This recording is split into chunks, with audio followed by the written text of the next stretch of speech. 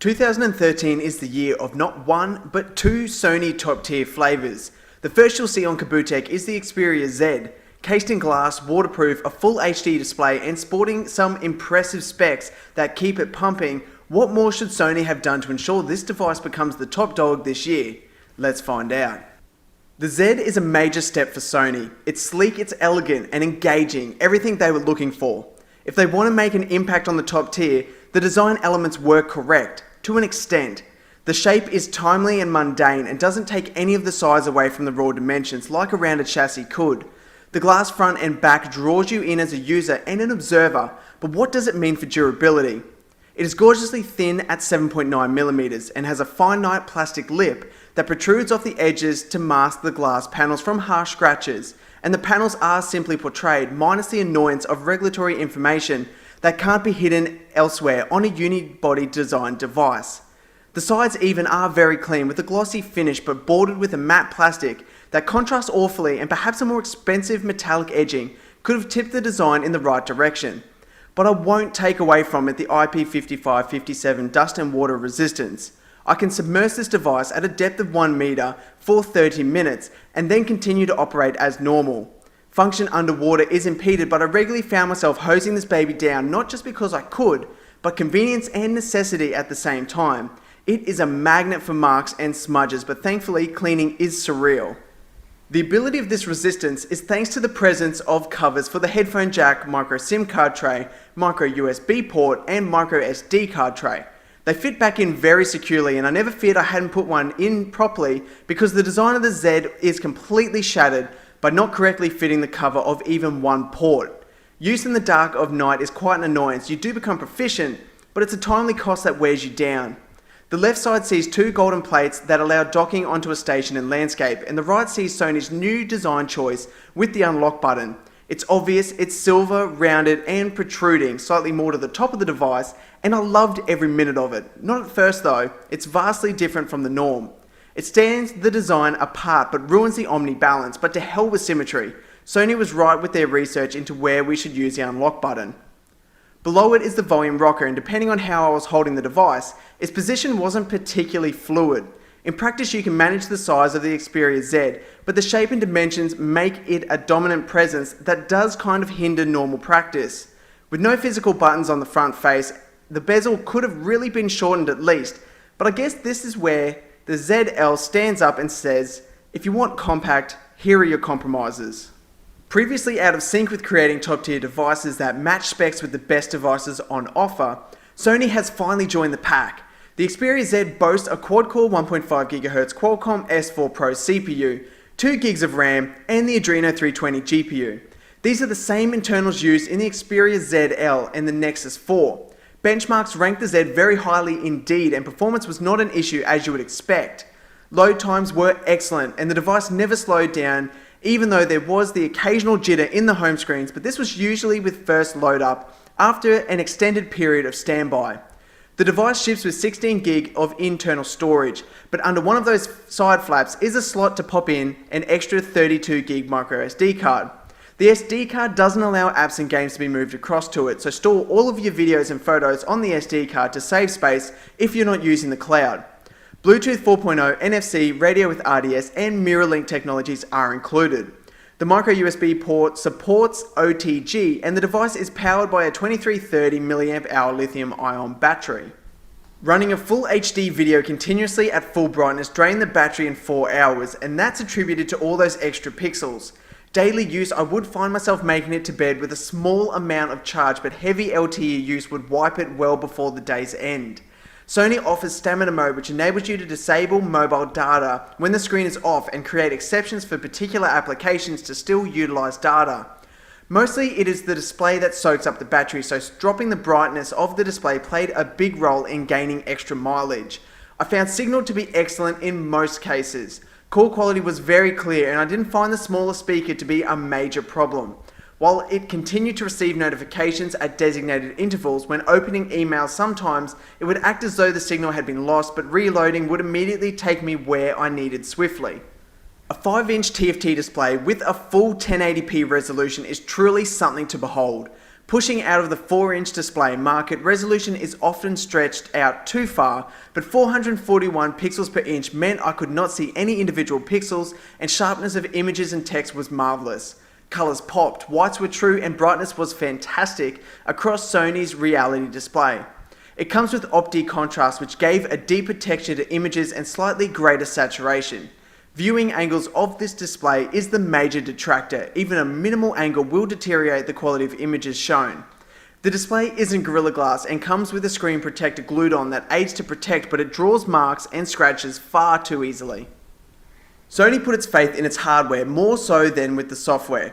They dropped the drawbacks of their previous overlays and gave a fairly laid-back interpretation of Android Jelly Bean 4.1.2.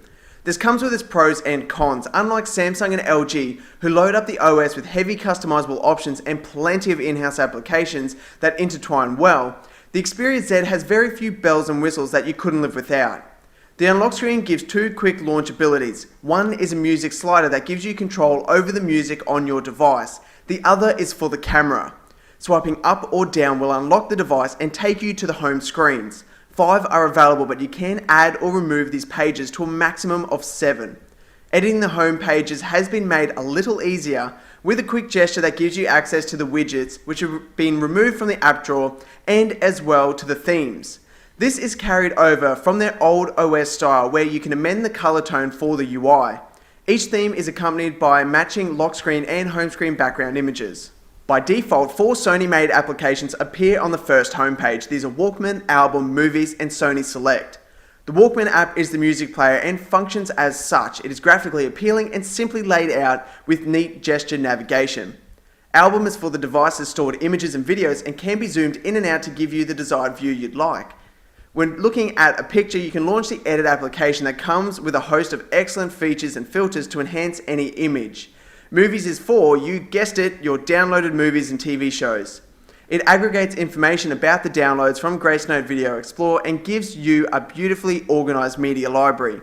You won't find any of the videos you take yourself on the Xperia Z's camera though within the Movies application. The last is Sony Select that recommends apps to you. It is a bit like PlayStation mobile application that gives you a place to access the online bought games housed on the PlayStation network compatible for this device. Neither are really that necessary. What would have been better and made better sense was to put the social life application front and center, which aggregates all of your social media accounts into a very slick feed. This replaces Sony's failed Timescape app, and thank God. I found I didn't always use social life instead of each individual account because it can be a little scattered and sluggish, but I appreciated that its Twitter updates would display an image if the tweet had an image included. In the app drawer, you'll also find a few other non-native Android applications like Sony Car, which allows you to create an easy-to-use UI for applications you typically want when you're in your car, as well as Wise Pilot, Sony's own GPS navigation system. I really couldn't care less for it because Google Maps navigation program does everything for me for free. The same goes for Music Unlimited and Video Unlimited. Great if you have paid subscriptions already, but there are other alternatives I would rather use.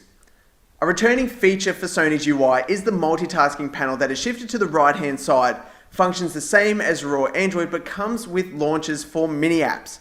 These are movable applications that overlay on top of the running OS. They can be bumped to the side if obstructing the view and can be easily opened when required. Only one can be open at a particular time, so if you're using the timer and knock it to the side, don't try and record a voice note or do some addition using the mini apps. The Notifications tab has updated and features non-customizable toggles for sound mode, Bluetooth, Wi-Fi and mobile data. There isn't anything better than a 5-inch display and a 1080p resolution. Movies look amazing. Mind you, the file size to make the most of it gets pretty large. The audio quality from the speaker was fair. It was a marginal improvement on previous models and it's enhanced by many fantastic add-ons. But the position of the speaker could be obscured by how I would hold the device to watch a movie in landscape. The included headphones are excellent quality, and I would expect this from Sony.